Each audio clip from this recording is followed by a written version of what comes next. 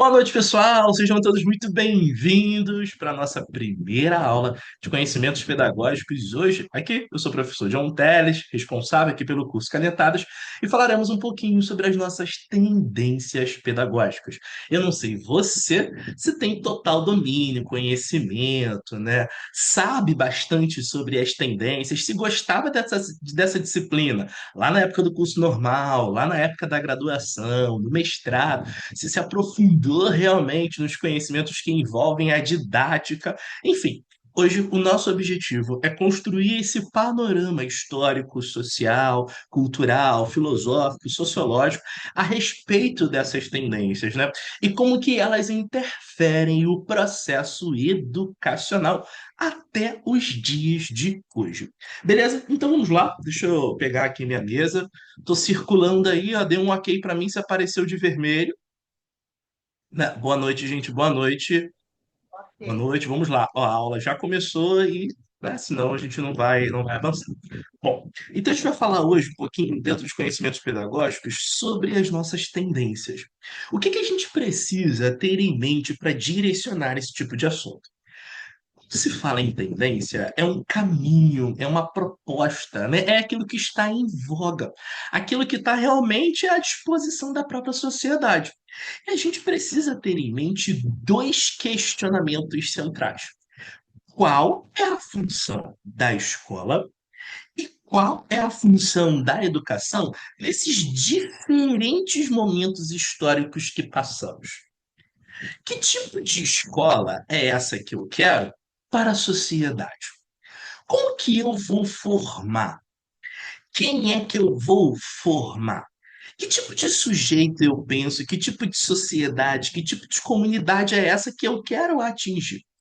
Então, diante disso, a gente começa a pensar a respeito dessas vertentes, que não são vertentes que surgiram agora, né? São vertentes que surgiram há muito tempo, desde o processo de colonização, desde o processo lá da coroa portuguesa, e que imperam características até hoje. Beleza? Então, bora lá. Periodização das ideias pedagógicas no Brasil. E aí eu montei esse esqueminha só para a gente pensar um pouquinho aí no campo histórico de como isso foi, na verdade, desenvolvido. Em 1549 até 1759, nós temos uma vertente religiosa da pedagogia tradicional. Em 1759 até 1932, nós temos uma vertente religiosa e leiga, ainda no campo da pedagogia tradicional. Lá em 1932 até 1969, começa a se pensar numa pedagogia tradicional e também numa pedagogia nova. Parece que esses dois elementos, essas duas tendências, passam a coexistir. E aí, em 1969 até 2001, nós temos uma concepção pedagógica totalmente produtivista. Todos esses amparados históricos remetem ao tipo de postura e condicionamento que nós temos hoje diante da escola, diante do nosso papel enquanto professor, da forma que você enxerga o aluno, da forma que você enxerga o conteúdo, da forma que você enxerga o currículo. Entendem, inclusive, né, e observem a quantidade de anos que determinados tipos de tendência prevaleceram na nossa sociedade. E não é à toa que até hoje, em 2025, você tem posturas, pensamentos, questionamentos que têm resquícios destes séculos anteriores. Então, aqui, a gente começa a pensar em 1549 com a presença de pessoas dentro deste espaço com o objetivo puramente de catequizar. O processo de escolarização, ele se inicia lá no processo de catequização pelos jesuítas. Então anota essas informações que eu vou colocar aqui para você que são importantes. Em 1549, a gente começa a ter um processo de educação pensado, né, pelo viés dos jesuítas em si, que buscavam nada mais, nada menos que catequizar. Catequizar quem? Os indígenas. Catequizar as pessoas que aqui habitavam. Porque o único objetivo realmente dessa catequização era dar valores. E aí vocês vão pensar nos valores morais, e eu também tenho a questão dos valores éticos. Porque entendam comigo, né? O objetivo, na verdade, é trazer uma alma para esse ser selvagem. Porque essa pessoa não tem cultura, essa pessoa não tem língua, essa pessoa não tem religião.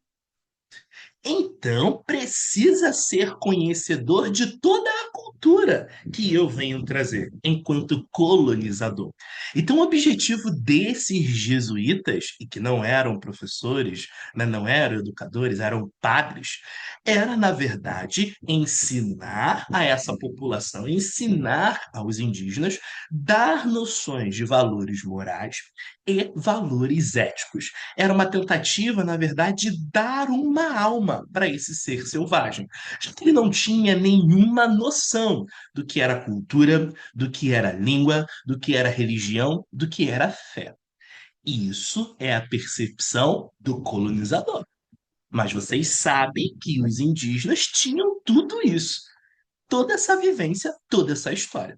Mas a nossa educação, na verdade, ela começa aqui no Brasil por esse processo de catequização, na perspectiva dos jesuítas. A coroa portuguesa vem e tenta propagar esse tipo de alternativa.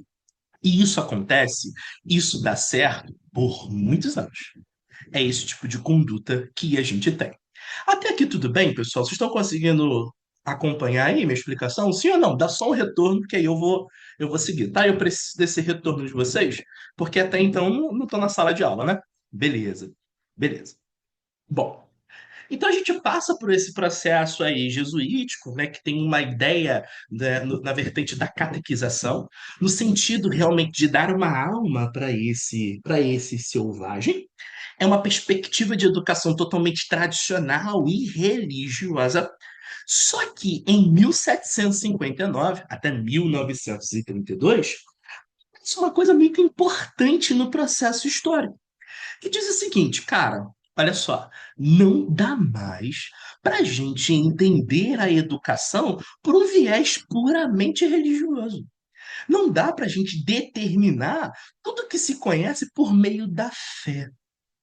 É nesse período aqui, inclusive, que a gente começa a pensar em determinadas influências. Surgem aqui o iluminismo. Deixa eu aumentar aqui a letra, tá, pessoal, para tentar organizar o pensamento. Surge nesse mesmo processo o iluminismo, surge o que a gente vai chamar de Revolução Francesa, dois movimentos extremamente importantes no campo do conhecimento que vão determinar que não é a religião e a fé que vão, na verdade, comprovar tudo que existe.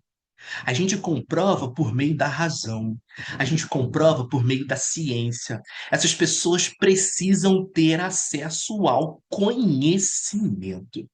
E cheio dessas vertentes, dessas abordagens, desse modo de pensar, vem um cara aqui para o Brasil e expulsa todos os jesuítas e tenta impor um tipo de educação diferenciada, que é o nosso querido e amado Marquês de Pombal. Pensando nessas ideologias e nessa abordagem de que, na verdade, o conhecimento ele precisa ser mais científico, ele precisa ser mais racional, e não pelo viés da religião e da fé, há a expulsão dos jesuítas, e a gente começa a pensar numa educação leiga, numa educação laica, ou seja, sem intervenção da fé. O objetivo aqui realmente é o trabalho com a ciência, é o trabalho com o conhecimento, é o trabalho com a razão. Então a gente tem a expulsão desses jesuítas, a gente ainda existe, né, na verdade, tem aqui a coexistência um pouco dessa pedagogia tradicional no campo religioso e laico, porque não dá para a gente mudar uma perspectiva de ensino da hora, né, do nada, tendo em vista a quantidade de anos que nós vivemos por uma educação extremamente religiosa. Mas a ideia a ser difundida era justamente essa, ó, não dar mais para defender e acreditar que tudo é dado pela fé. E aí, a gente tem aqui como teórico muito específico, né, o Herba, e a gente tem muito aqui também específico o Comênio. Esse cara, né, muito importante aí, chamado de Comênio, ele é o pai, inclusive, da didática. Esse carinha aqui é o Herba, tá? Só para vocês terem ciência do que nós estamos falando. Então, olha só, é todo um processo histórico. Pô, professor, que chatice, isso vai cair no concurso? Gente, pelo amor de Deus. A ideia agora, eu não quero que vocês pensem se isso vai cair no concurso. Eu preciso que vocês consigam compreender as noções de tendência. E se você sabe a relevância desse conteúdo, lá no final do arquivo tem mais de 8 páginas só de questões sobre tendências pedagógicas, tá? Então, essa primeira balela aqui histórica, ela vai ser importante para você entender todo o processo construtivo das tendências no Brasil. Bom, não só no Brasil, né? No mundo de modo geral. Sim, então, essa ideia, em 1932, cara, a gente pensa no seguinte, ó, ocorre um movimento extremamente importante, chamado de Manifesto dos Pioneiros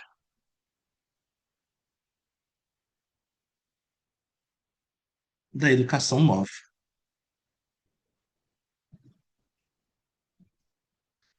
E aqui é muito importante vocês pensarem isso. Em 1932, a gente tem realmente o Manifesto dos Pioneiros de Educação Nova. Esses caras vão pensar no seguinte: olha, a educação ela tem que ser pública. A educação ela tem que ser laica. A educação ela tem que ser de qualidade. Eu preciso ofertar uma educação pública para todos. Até então, nós sabemos, até hoje, né, que a educação não era dada a todo e qualquer indivíduo. A partir aqui da ideia do manifesto dos pioneiros de educação nova, a gente tem uma defesa de uma educação pública, o entendimento de quem é que, na verdade, precisa fornecer educação, dar o direito à educação, é o Estado. A educação não é responsabilidade da sociedade ou responsabilidade somente da família.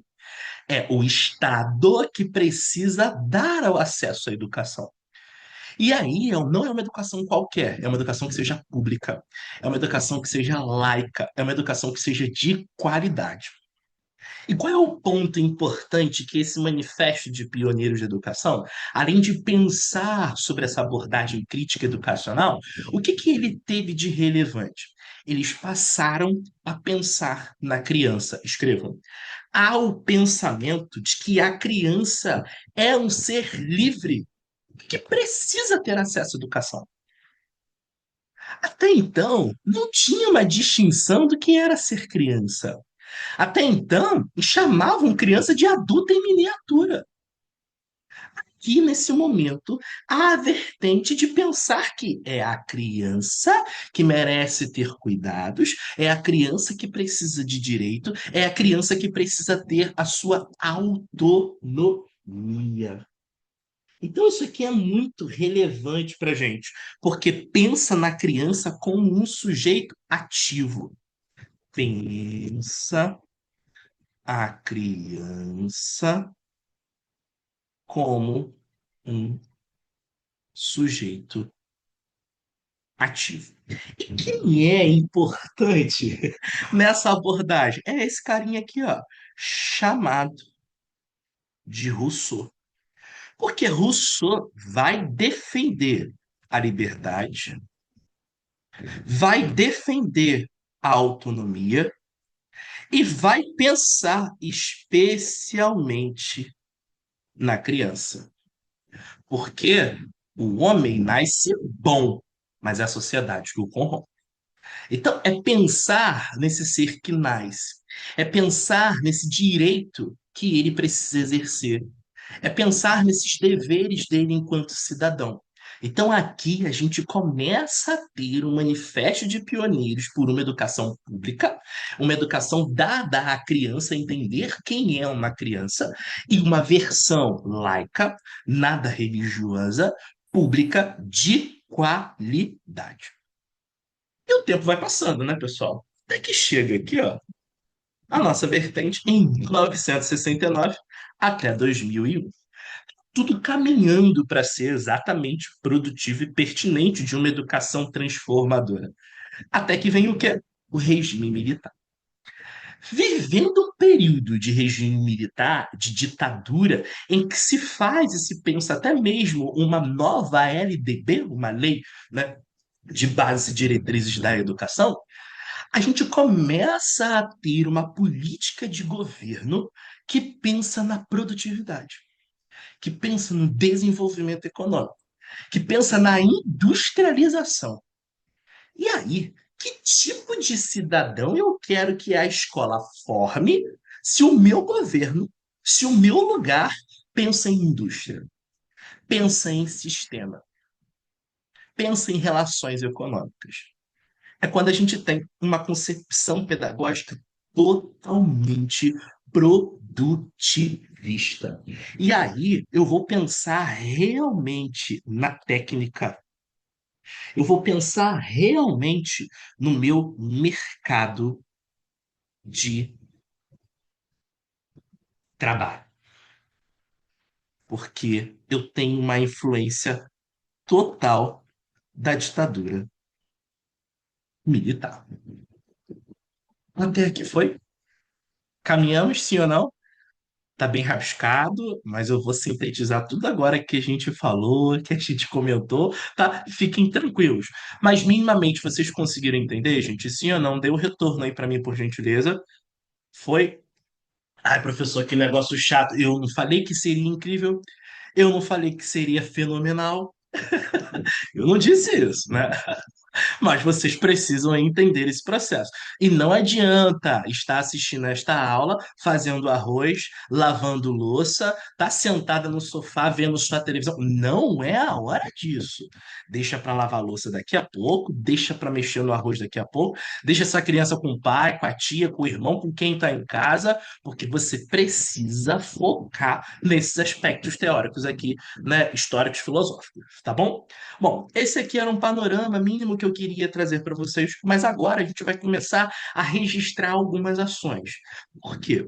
Tudo isso que nós estamos falando vai, na verdade, respingar nos conceitos de tendência que Saviani vai defender, que Luquezzi vai defender e que Libani vai defender. Entendam que a educação, na verdade, é da fruto da sociedade. Então, o tipo de sociedade que eu tenho é o tipo de educação que eu vou ofertar. A educação é para a minha comunidade, é para o povo. Mas que tipo de povo é esse? E que povo é esse que eu quero formar?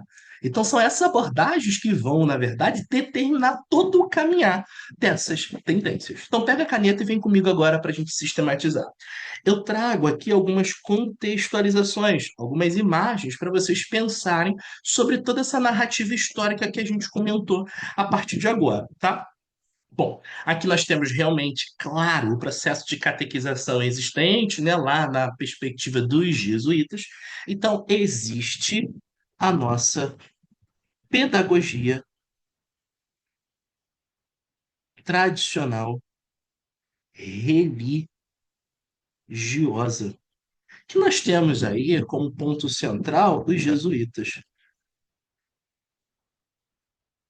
que visavam o processo de catequização para passar valores morais e para passar valores éticos. Porque, na verdade, o meu objetivo era trazer cultura, modos, religião e língua para esse povo. Porque eu tinha que trazer uma alma para o selvagem.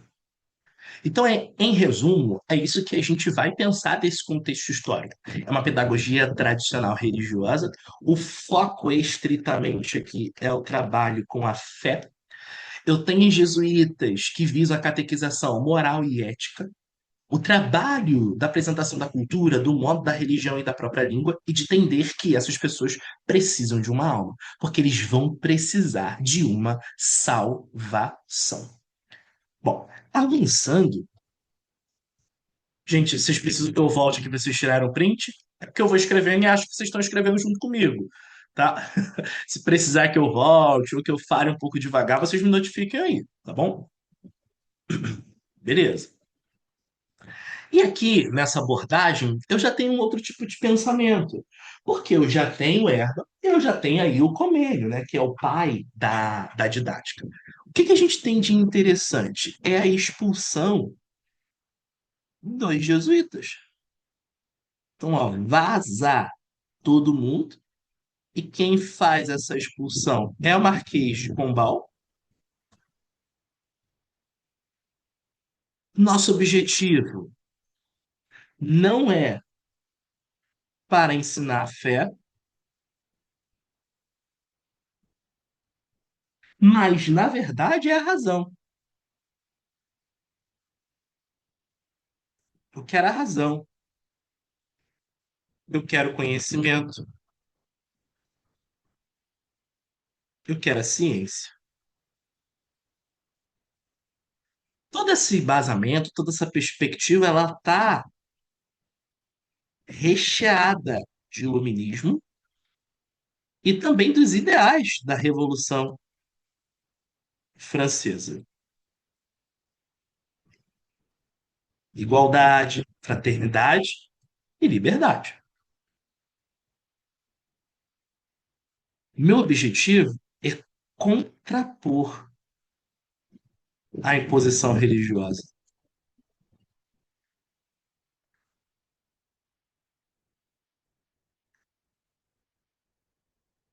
Eu vou valorizar uma concepção. Acorda, não dorme.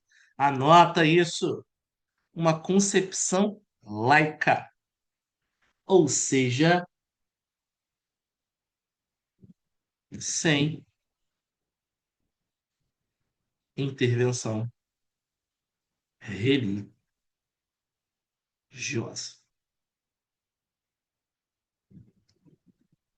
Belezinha?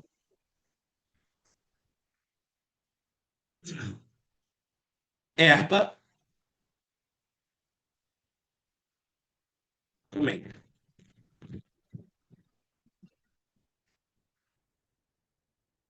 Pai da didática.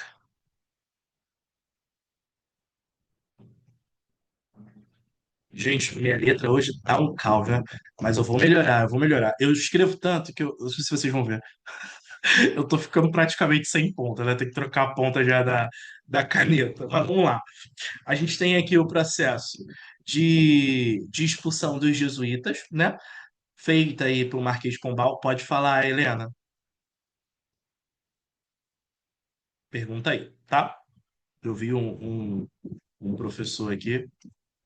A gente tem a expulsão dos jesuítas, né? A presença aí do Comênio, tá? Comênio. A gente tem a expulsão dos jesuítas pelo Marquês de Pombal, a perspectiva de que não é para ensinar a fé, mas sim a razão, o conhecimento, a ciência. Isso tudo está embasado aí nos ideais do iluminismo e da Revolução Francesa, que a ideia é contrapor a imposição religiosa e pregar, né, trazer a concepção laica, sem intervenção da fé. Tá? A gente vai, na verdade, procurar basilar, defender, corresponder tudo com base na ciência. Volto aqui o tópico anterior, tá? Volto aí. E eu escrevo bastante rápido, hein, gente? Aos poucos vocês vão se acostumando, né? Geralmente é a galera que tá chegando agora. Eu não gosto muito de uma aula só de slide, não, porque eu durmo, tá? Então eu tenho um pouquinho de dificuldade aí. Então vocês vão pegando o ritmo comigo. Eu sempre disponibilizo, Laís, tá? Disponibilizo as anotações, disponibilizo depois a gravação, mas é importante que vocês escrevam daí para tentar fixar, tá? Para lembrar todo esse pensamento. Bom, aqui do lado, né, nós temos uma imagem, né, um texto que vai falar sobre Rousseau. O Facebook era a terra de ninguém, mas agora está cheio de regras. O homem nasce livre, mas por toda parte encontra-se acorrentado. Preciso postar isso, né? Então faz uma crítica, mas ao mesmo tempo é uma crítica que ele também está nesse processo aí, né, de alienação. O que que a gente tem aqui de relevante dos ideais de Rousseau? É pensar na liberdade e pensar na autonomia, tá? Então vamos anotar um pouquinho sobre esse tópico. Eu falei para vocês, né, sobre a abordagem, o surgimento da pedagogia nova. Então essa pedagogia nova, ela surge por um manifesto, que é o Manifesto dos Pioneiros. Vou tentar escrever um pouco mais legível, tá, pessoal? É o manifesto, então, dos pioneiros, porque eles vão exigir uma educação que seja pública. Isso aqui é ponto muito importante, tá? Uma educação pública, uma educação laica, uma educação gratuita, não é gratuita, gratuita e de qualidade. Vão entender, inclusive, isso que eu vou até destacar de outra forma, que é função do Estado. É função do Estado assegurar a educação.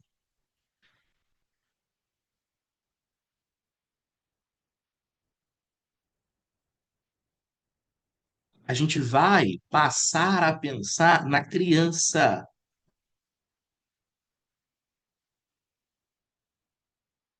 Pensa na criança. Não, pensar na criança enquanto sujeito. Fica melhor.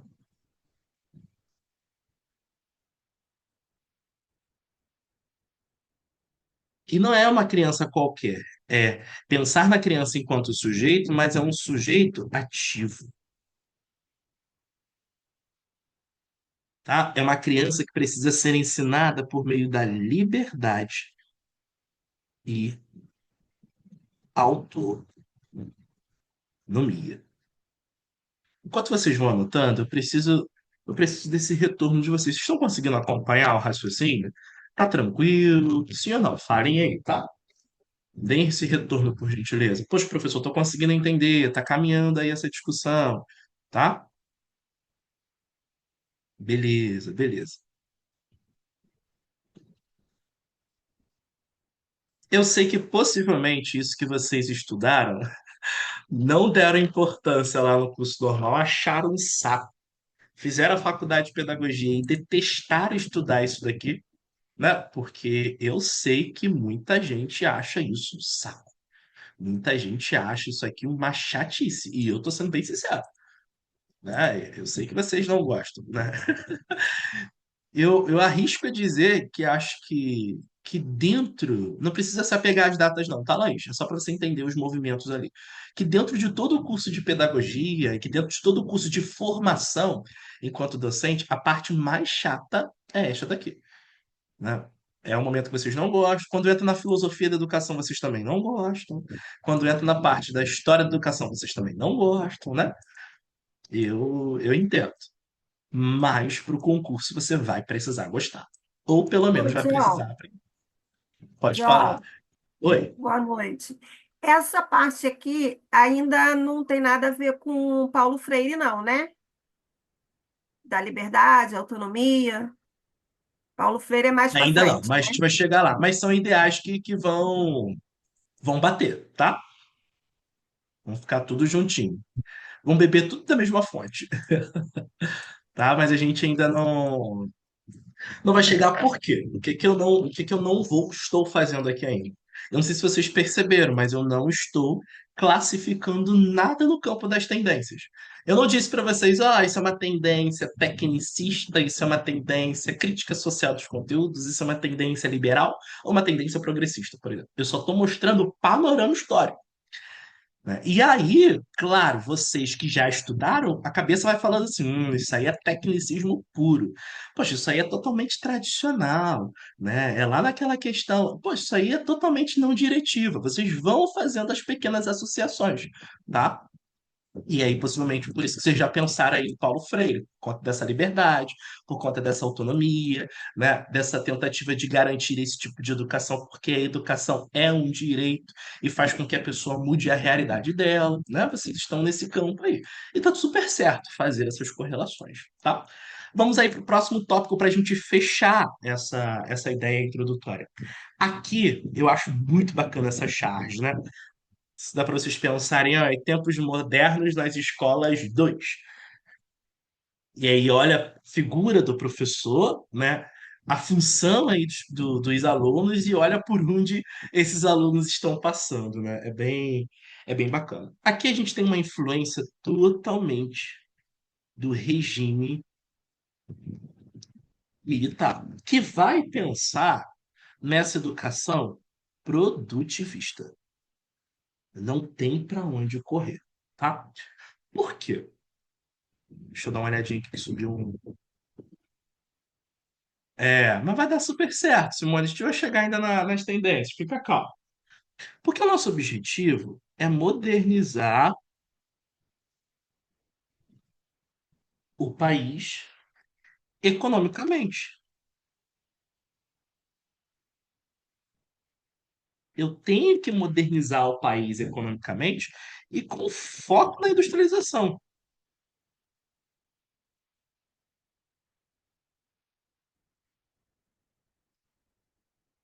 E aí é o ponto-chave que vocês precisam pensar. Cara, se eu tenho que modernizar o país de uma forma econômica e com foco na industrialização, o que que a escola precisa fazer?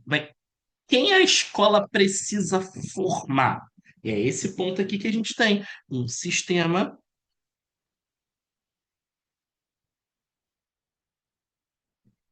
educacional com ênfase na mão de obra.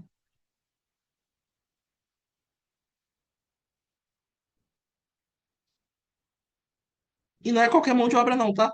É a mão de obra qualificada, obediente e eficiente. Meu filho, ponto de obediência é o que precisa mais ter aqui. Vejam, não é uma escola que vá pensar na relação da transformação da sociedade, de formar o indivíduo na sua liberdade, na sua autonomia, no seu senso crítico. Não é isso.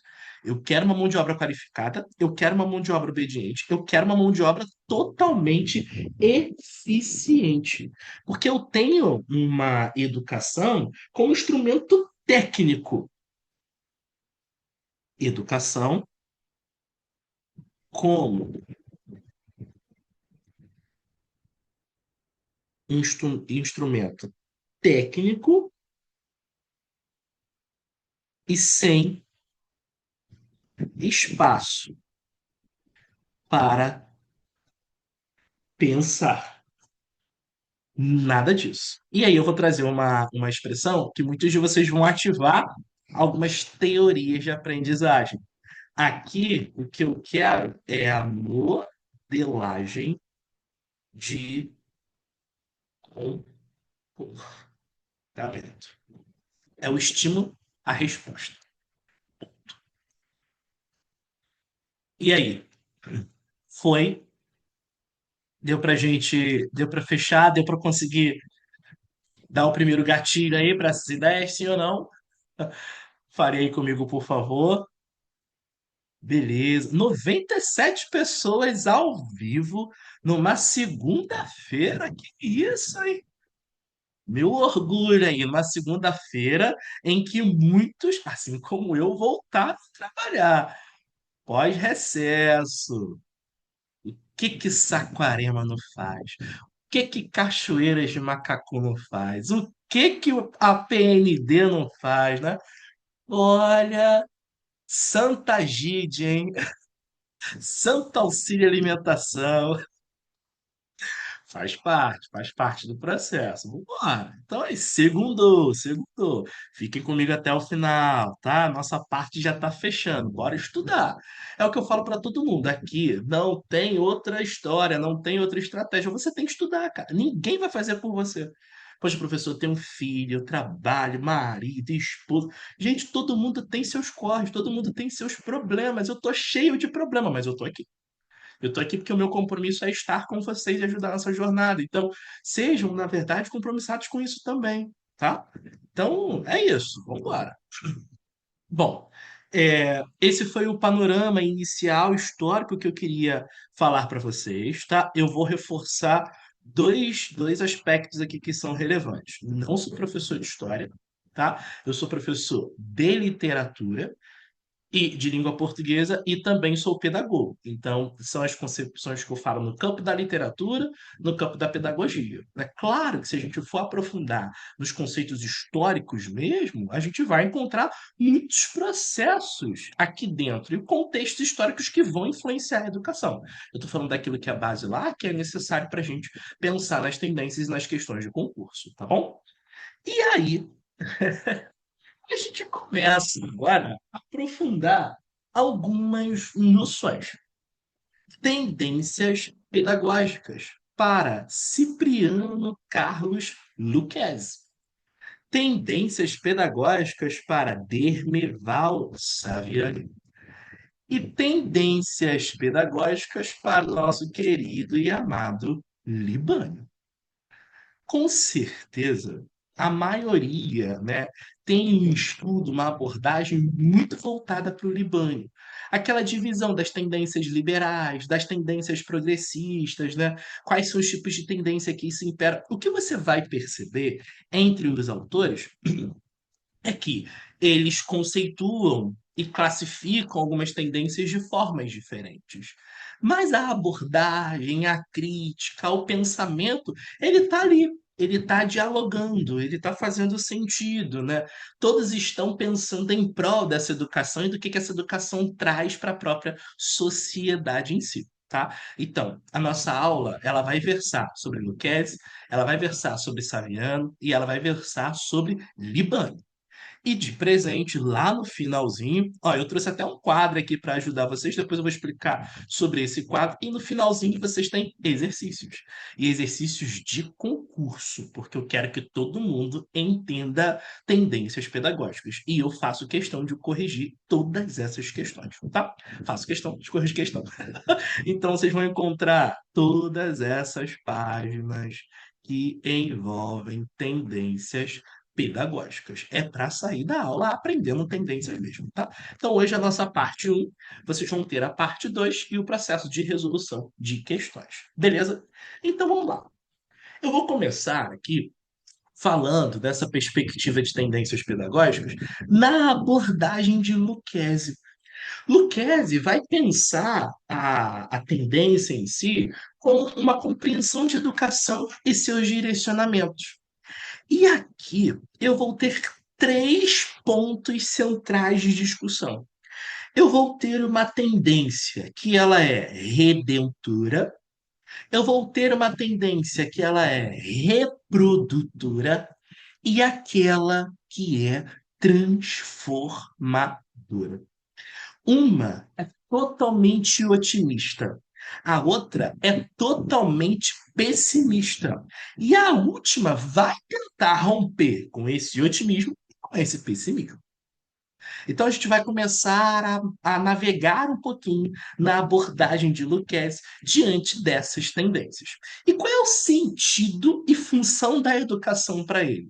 O sentido é filosófico e a função é totalmente político. E não é político no sentido partidário, mas é político no exercício da cidadania. É político no sentido de pensar que tipo de sociedade é essa que eu quero. É político na forma de pensar o cidadão que estará aqui, que vai exercer seus direitos. que precisa compreender esse contexto que ele está inserido, precisa criticar, precisa argumentar, tá? Então a gente precisa, na verdade, entender aí algumas construções. Bora lá.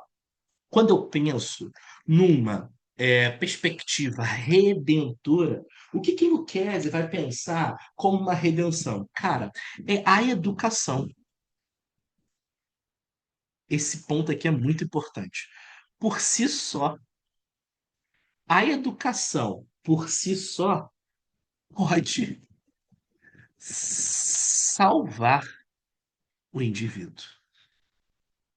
Galera, aqui o negócio é tenso. Na abordagem redentora, eu tenho um viés de educação que ela salva o indivíduo. Eu tenho o viés de educação que possui um caráter salvacionista.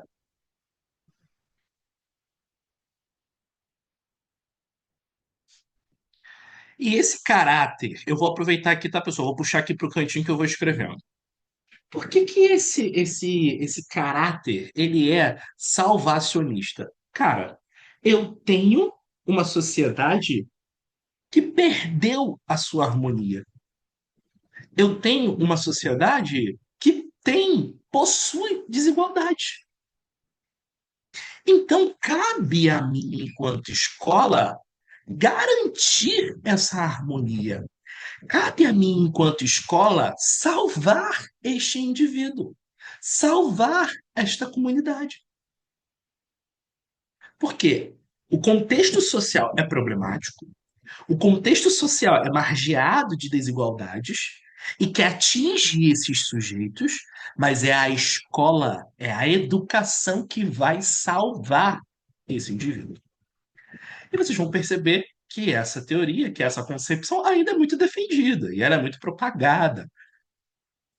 Mas eu vou dizer uma coisa para vocês. Sozinho, sozinha, na verdade, a escola não faz nada. Você, professor, sozinho, não vai mudar nada. Não queira abraçar o mundo, porque você não vai conseguir.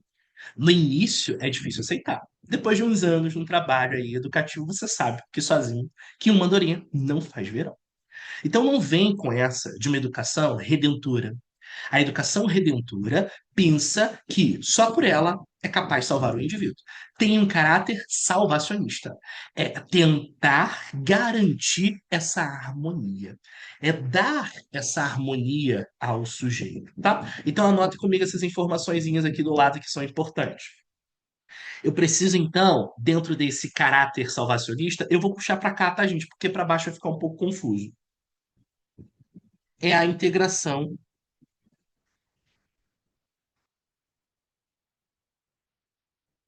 dos indivíduos.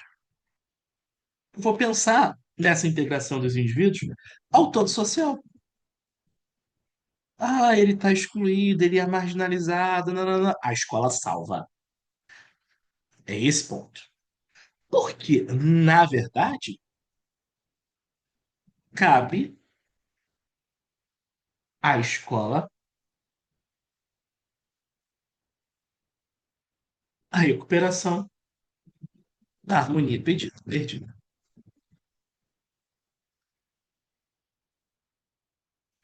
E essa noção de integração dos indivíduos, né, é muito parecida, não, né? Ela permeia aí as ideias de Durkheim, né? Mas não vou me aprofundar nessa proposta. Mas o que que eu quero que vocês pensem aqui comigo? No campo redentora, a educação, por si só, salva o indivíduo. Tem um caráter salvacionista. Então, meu amigo, aqui é puramente otimista. A escola, a educação é o melhor espaço. Mas é um otimismo puramente utópico. Mas é isso que nós temos dentro dessa abordagem. É tentar garantir a integração desses indivíduos ao meio social, é entender que a escola tem como função essa recuperação da harmonia. Tá? E como que ela recupera essa harmonia? Ela instrui, ela adapta, ela treina. É isso que a escola faz para garantir a recuperação da harmonia perdida. Foi? Beleza.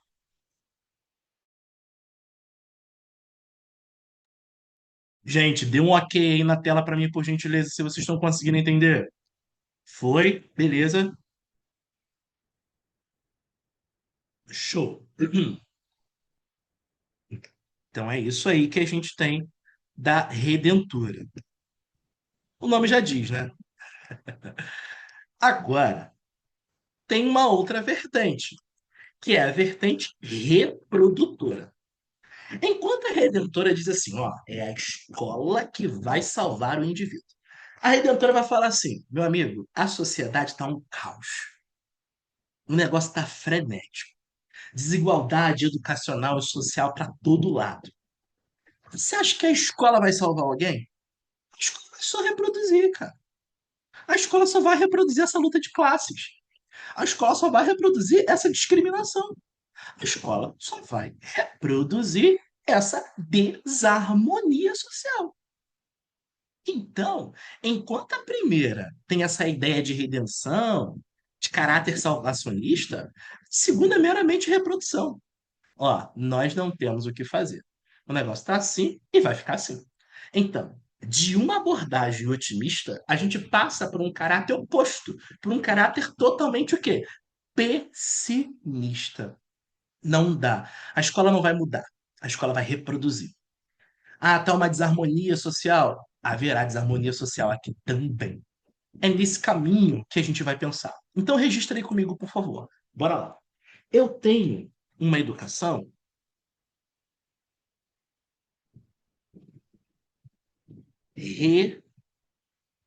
reproduz. A educação reproduz a estrutura social vigente. Galera, vão copiando aí que eu vou pegar só o carregador aqui no meu notebook que eu esqueci.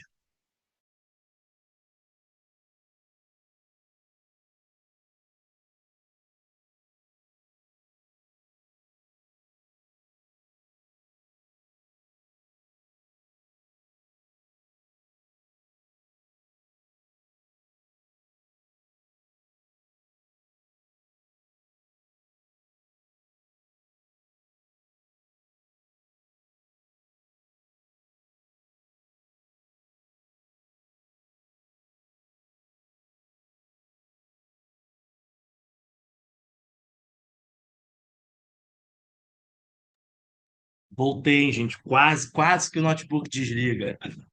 Então vamos lá. A questão reprodutora, então, a educação ela vai reproduzir a estrutura social vigente. Não é possível salvar.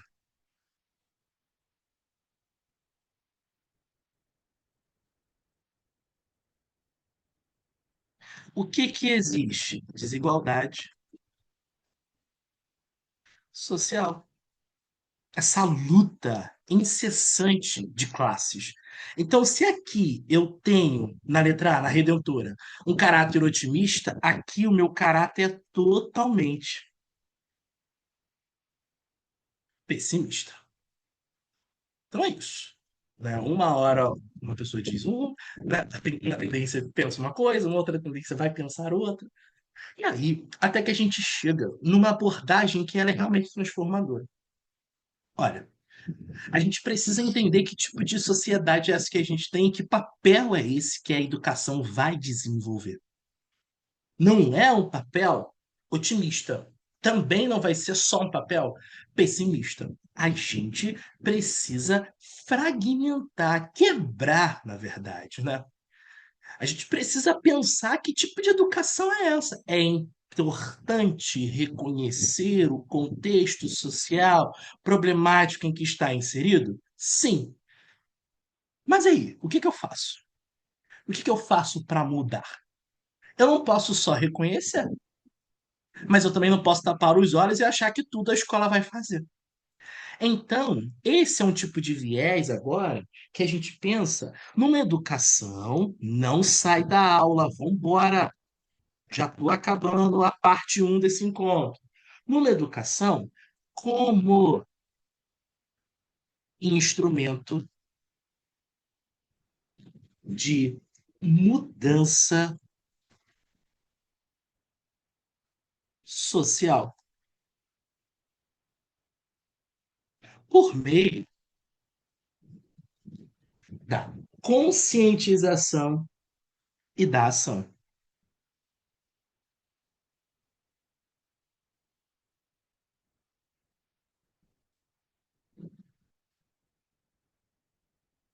Porque o que que eu quero, na verdade? Superar a ilusão,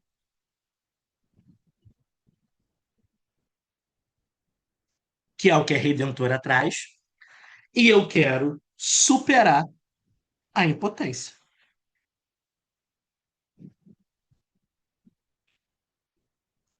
que é o que a reprodutora vai afirmar. O objetivo da transformadora, nada mais, nada menos, é fortalecer as camadas populares.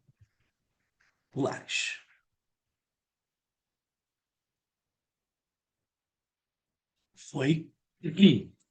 Deu para entender esse caminhar aí, gente? Sim ou não? Falem comigo. Cadê vocês? Professor foi. Estão anotando, né? Eu vou explicar para para gente fechar essa primeira interpretação. João, dá para você Oi, quem quer aproximar perguntar? mais um pouco? Aproxima, Mônica. Eu dou um zoom Obrigada. aqui. Nada. Vamos lá. Então, a gente tem na abordagem de Lucchesi, né, três tipos de compreensão sobre educação. O que você vai entender como redentora, como reprodutora e como transformadora. A redentora é a educação que vai salvar o indivíduo. É esse caráter salvacionista, sabe? É essa perspectiva totalmente otimista, que é a educação que vai integrar, né, o indivíduo, né, ao contexto, que vai garantir essa harmonia. Agora, a reprodutora, por sua vez, ela vai entender as dificuldades e vai dizer: olha, não tem o que a gente fazer. O problema é esse, a desigualdade está aqui, e simplesmente ela vai perpetuar. A escola vai reproduzir essa estrutura social vigente. A transformadora, então, começa a entender a educação como instrumento de mudança social. Porque é por meio dessa conscientização e da ação que a gente muda, que a gente pode fortalecer essa camada popular, que é realmente aquela que sofre com a desigualdade. Então a gente precisa superar a ilusão, que a Redentora defende, e precisamos superar a impotência, que é o que a reprodutora, infelizmente, estava propagando, na tentativa de garantir esse fortalecimento, de entender esse lugar, né, essas perspectivas, esses espaços, como possíveis realidades que podem ser transformadas por intermédio da educação. Então, aqui para a gente fechar, qual o sentido e função da educação? O sentido é totalmente filosófico e a função é totalmente política. É dar a esse povo, a essa pessoa, a essa criança, a esse indivíduo, o exercício da sua própria cidadania. Fechamos. Deixa eu dar uma olhada aqui.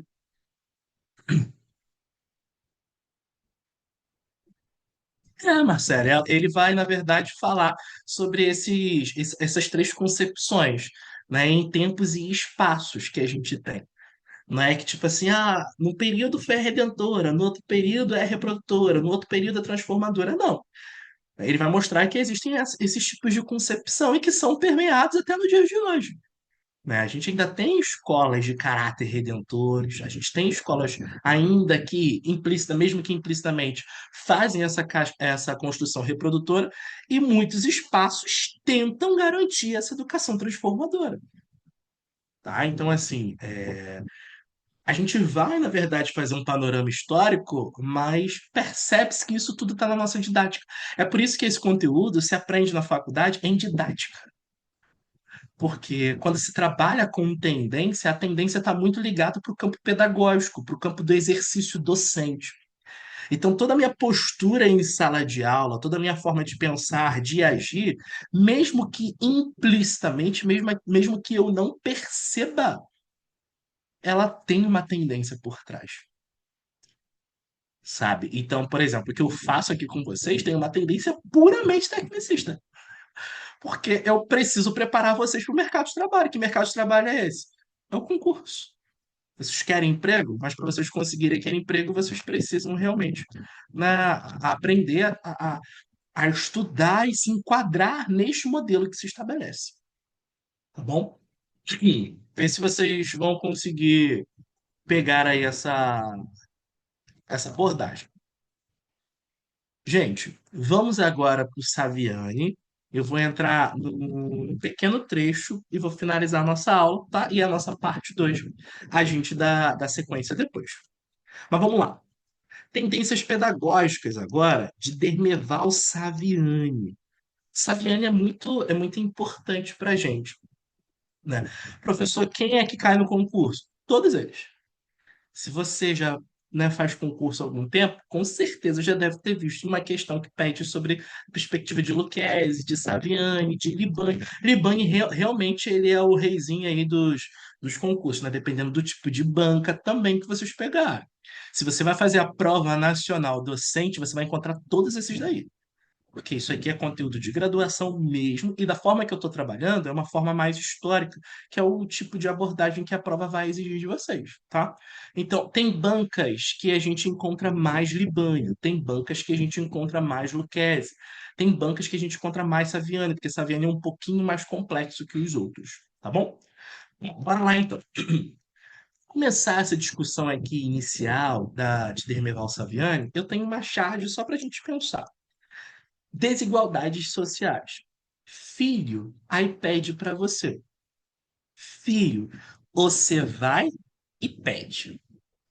Claramente, a gente já consegue perceber, não só por conta do título, mas devido às construções sociais estabelecidas, né, entre os personagens, que nós estamos diante de um processo de marginalização.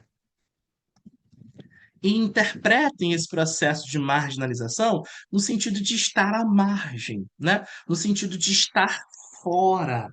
É esse tipo de abordagem que eu quero que vocês pensem, tá? Então, é a marginalização no sentido de estar fora, de não pertencer a um grupo. E aí, a gente vai precisar pensar, vou colocar até indagação aqui, ó. Qual o papel da escola? É isso que Dermeval Saviani vai trazer como indagação central. Vou colocar nesse lado que eu consigo escrever, gente. Vamos lá. Qual o papel da escola? Dependendo da perspectiva que você adota, teorias e abordagens vão surgir. Se eu penso que o papel da escola é salvar, eu vou ter uma perspectiva. Se eu penso que o papel da escola é discriminar, eu vou ter uma outra perspectiva. Porque no sentido de uma escola que salva, ela traz instrução, ela traz adaptação e ela traz simplesmente produção. Então comece a pensar na abordagem que eu quero que vocês compreendam. Qual é o papel da escola, então, que você vai adotar? A escola, ela salva. Isso é na abordagem de Saviano. Se você tem essa perspectiva da escola que salva, que ela vai garantir, na verdade, essa formação, vai fazer com que esse indivíduo, né, se adeque ao meio, que tenha uma harmonia social, a escola simplesmente ela vai assumir um tipo de papel. Ela vai instruir para que essa pessoa seja melhor, ela vai adaptar para que esse indivíduo se adapte ao meio, ou ela vai fazer com que ele tenha produção para ele fazer parte desse contexto econômico, social, industrial. Agora, se eu interpreto que o papel da escola realmente é discriminar, eu vou por um campo da reprodução. E aí é da reprodução desses estigmas sociais. E aí a gente tem dois questionamentos. Nossa, hoje eu estou usando o e aí é dessa, né? Como superar a autonomia salvacionista ou a dependência? E eu vou explicar esse tópico aqui para vocês, essa indagação. Como que eu supero a autonomia salvacionista ou a dependência? A autonomia salvacionista, no sentido de que é a escola que vai salvar. E na relação da dependência, são os instintos sociais, as questões sociais que vão, na verdade, estar intrínsecos nessa pessoa. Você vai precisar pensar que, se você defende a autonomia salvacionista, você vai defender a equalização. Por isso que Saviano é um pouquinho mais complexo, mas vocês vão conseguir entender. Bora lá comigo. A gente vai pensar na equalização, da equalização social. Agora, se você for para o campo da dependência, é a discriminação social. São os problemas sociais, as desigualdades sociais, as desigualdades educacionais que se estabelecem. Porque, na verdade, agora eu vou fechar aqui, tá? Vou diminuir o zoom e vou explicar para vocês. Por que que eu comecei essa discussão falando para vocês qual é o papel da escola? Porque tudo vai depender do direcionamento. Se eu penso na escola que salva, é aquela escola que vai ter, né, a relação da autonomia salvacionista. Então eu vou ter estritamente ligado à equalização social. Ou seja, é a tentativa de fazer com que esse indivíduo não seja marginalizado. Para que esse indivíduo não seja marginalizado, eu vou instruir, ou adaptar, ou fazer com que ele produza. Agora, se eu penso na relação da dependência, na relação da discriminação, da questão social estabelecida, como que eu supero? Como que eu supero esse fracasso? Como que eu supero essa desigualdade social? Como que eu supero essa desigualdade educacional estabelecida na sociedade de hoje? E estabelecida na sociedade, de modo geral. Então, é essa reflexão que Saviani vai tentar trazer para a gente. E, diferente de Lucchesi, que vai defender aqueles três aspectos, Saviani vai ampliar. Ele vai pensar em teorias não críticas e teorias críticas. E é histórico-crítica social. Então, bora lá dar só uma pincelada no nosso próximo encontro. A gente vai abordar isso. Mas vai fazer tudo sentido. Fica calmo, vai tranquilo, você vai conseguir entender. Como explicar a marginalização e o fracasso escolar? Neste ponto, as teorias educacionais se dividem em dois grupos. Aqui você precisa aprender. Anota porque pode cair na sua prova. Eu tenho dois grupos de teorias na perspectiva de Saviani.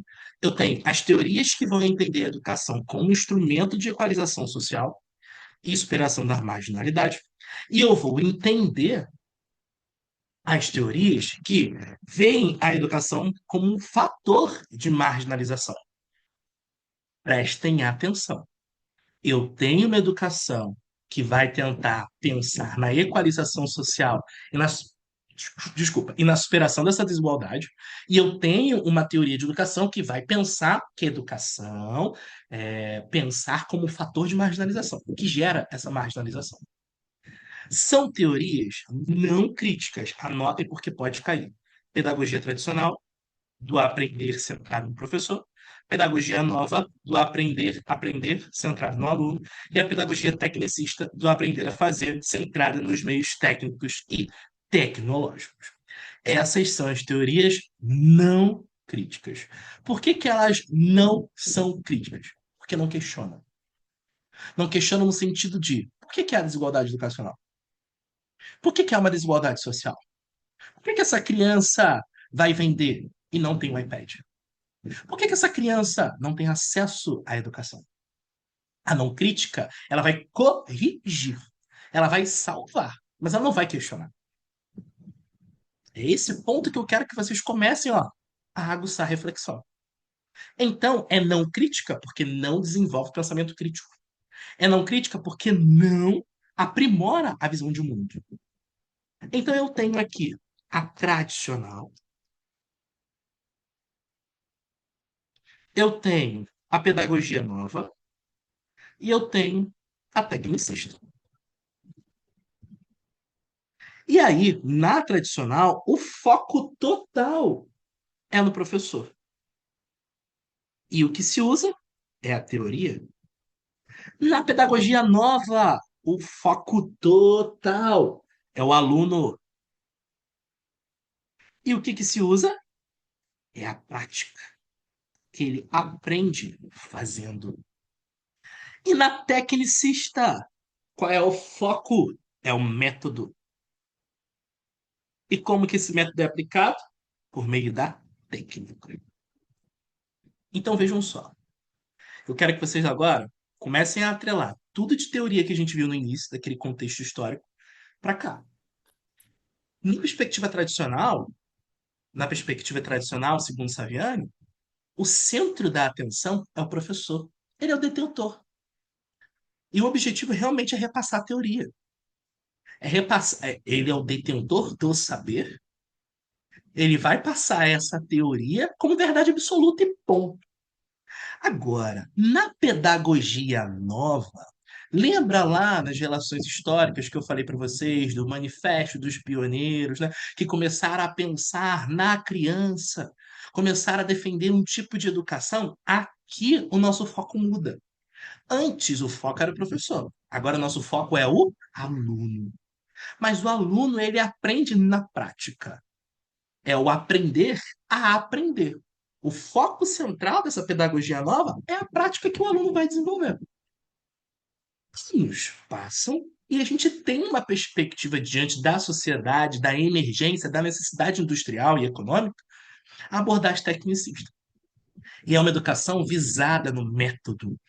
O foco não é o professor, o foco não é o aluno, o foco é o método.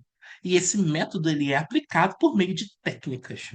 E técnicas, métodos, estratégias repetitivas de coerção, de correção, de modelagem. Por isso que ele vai falar que são teorias não críticas.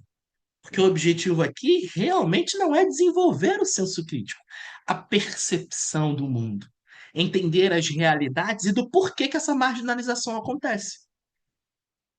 Aqui, o objetivo é salvar. E como que eu salvo? Instruindo. Como que eu salvo? Adaptando. Como que eu salvo? Produzindo. Ou seja, instruindo, tradicional. Adaptando ao meio, nova. Produzido, tecnicista. Foi? Sim ou não? Falem comigo aí, por favor. Eu tô até um pouco. Deu para pegar, gente? Sim? Beleza mesmo, tá? Deem uma lida depois, material, tá? É importante vocês fixarem. Olha, eu vou sintetizar aqui, tá? Só para vocês pensarem aí nessa abordagem. Então, nós temos teorias não críticas e teorias críticas. Quais são as teorias não críticas? Eu tenho a tradicional, eu tenho, eu tenho a tradicional, eu tenho a nova e eu tenho a tecnicista. A tradicional foca o professor. Ele é o detentor do conhecimento e ele repassa a teoria. Na nova, o foco é o aluno. E o aluno aprende na prática. É aprender fazendo. E na tecnicista, o meu objetivo é o método. O foco é o meu método, tá? O foco é o meu método. E daí, por conta do método, ele precisa de técnicas, de modelagens, de coerção e de correção para cumprir. E aí, se você pensa no papel da escola, o papel da escola vai ser salvar. Cara, se o papel da escola é salvar, o que que você vai precisar então entender? Ou ela vai instruir, ou ela vai adaptar, ou vai garantir a produção. Se instrui, é no campo tradicional. Se adapta, é no campo pedagogia nova.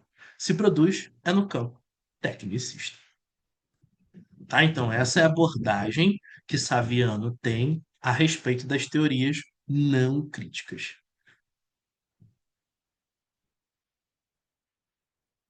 Vejam, para essas teorias, as não críticas, a marginalidade é um desvio e caberia à educação corrigi-lo. Portanto, consideram apenas a ação da educação sobre a sociedade. Desconhecem as determinações sociais do fenômeno educativo. Eu vou parar aqui, tá, pessoal? Eu não sei se vocês já se deram conta, mas já são 8h50. A hora voa, né? Eu tenho a sensação de que a aula tá curtinha, mas acho que para vocês aí realmente fica um pouco mais denso. Mas vamos embora, vamos lá. Então vejam, para essas teorias, as não críticas, ou seja, a noção de marginalidade, ela é um desvio e caberia à educação corrigida. Então aqui a gente tem o trabalho da correção. A gente tem o critério salvacionista. Ah, professor, essa ideia salvacionista também estava lá em Enlouquece. Sim, dialogam, conversam sobre, né? Então, aquelas que não são críticas, elas entendem que essa noção de marginalidade, né, ela é um desvio. E é a escola que tem que corrigir esse desvio. A escola precisa fazer esse tipo de correção. E como que ela corrige? Vamos embora, tá acabando, falta pouco, fica aí na aula, não desiste. A aprovação só depende de vocês. Larga esse arroz e essa louça, foca aqui. Para a pedagogia tradicional, a causa da marginalidade, ela é o quê? A ignorância. É a ignorância que é a causa principal da marginalidade, cara. E como que a gente consegue, né, fazer com que a pessoa não seja mais ignorante? A gente instrui. Então, garante instrução. Logo, a escola é vista como um antídoto. Para ela, tanto objetivava transmitir os conhecimentos dos alunos acumulados e sistematizados pela humanidade. Então, a escola cura. É a escola que vai, na verdade, curar essa ignorância. É o trato da instrução. A gente tem um tipo de educação.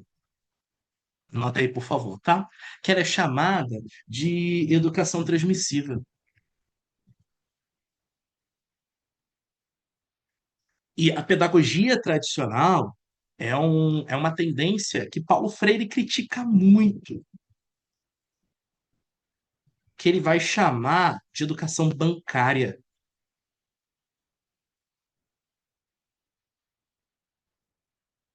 Depósito, né?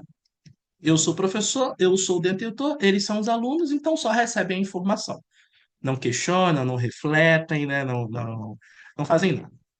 Para a pedagogia nova, o marginalizado é o rejeitado. Então, se na tradicional eu garanto, por meio da instrução, que essa pessoa não seja ignorante, na pedagogia nova, essa pessoa que é marginalizada ela vai ser adaptada. Então, eu vou trabalhar com a adaptação ao meio. Eu vou reinserir esse indivíduo. Eu vou, desculpa, eu vou construir um espaço acolhedor, um espaço menos rígido para que ele seja aceito naquele grupo. É para assumir um ar alegre, movimentado, multicolorido. Agora, na pedagogia tecnicista, transfere a lógica da fábrica para a escola, partindo do pressuposto da neutralidade, da eficiência e da produtividade. Portanto, em tal perspectiva, vírgula, faltou, o marginalizado é aquele que não domina certas técnicas, ele é ineficiente. E para ele ser eficiente, eu vou fazer com que ele aprenda a produzir. É produção. Eu quero uma mão de obra qualificada. Então vejam que esses 3 parágrafos vão discutir simplesmente sobre esse desvio que essas pessoas marginalizadas têm e o que cada proposta pedagógica precisa fazer para que ele deixe de ser marginalizado. Então, na tradicional, a marginalidade é dada pela ignorância. Então, para não ser mais ignorante, eu vou instruir. Na pedagogia nova, a marginalidade ela é dada porque ele foi rejeitado. Então eu preciso fazer com que ele seja reinserido. Eu vou adaptar, eu vou acolher, eu vou fazer esse ambiente ser menos rígido. Na tecnicista, ela vai falar que, na verdade, ele é marginalizado porque não domina as técnicas, porque ele é um ineficiente, porque ele não sabe ser neutro, eficiente e produtivo. Então eu vou ensiná-lo a ser produtivo e tenha uma boa mão de obra, uma mão de obra qualificada, que é só isso que ele precisa fazer. É ser produtivo para o mercado, ser produtivo para a sociedade por conta da relação econômica. Beleza? Fechamos então essa primeira parte. E na próxima aula nós veremos as teorias crítico-reprodutivistas, tá? Ainda na abordagem de Saviani. E aí, pessoal, o que que vocês acharam? Bacana, tranquilo, professor, foi legal, deu para entender bem, a gente consegue realmente, né, dar essa pareada aí no contexto histórico, social. A gente ainda nós vamos ainda fechar esse bloco, tá? Porque nós temos as críticas reprodutivas muito importantes e vamos ainda falar do Libânio, né? Porque o Libânio também é rei dos concursos, então precisa aprender sobre a libertária, sobre a libertadora, sobre a crítica social dos conteúdos, entender um pouquinho de Paulo Freire, de Anísio Teixeira, falar um pouquinho de Libânio, tem muita coisa para a gente ver e resolver aquele bloco de questões, porque o meu objetivo é que vocês aprendam tendências pedagógicas. Não é mais aquele tipo de questão quando você abre a prova e fala assim, meu Deus, para que caiu isso? Ou que você só sabe a tradicional e a tecnicista, porque são as mais fáceis, né? A gente precisa também dominar e compreender os outros, tá bom?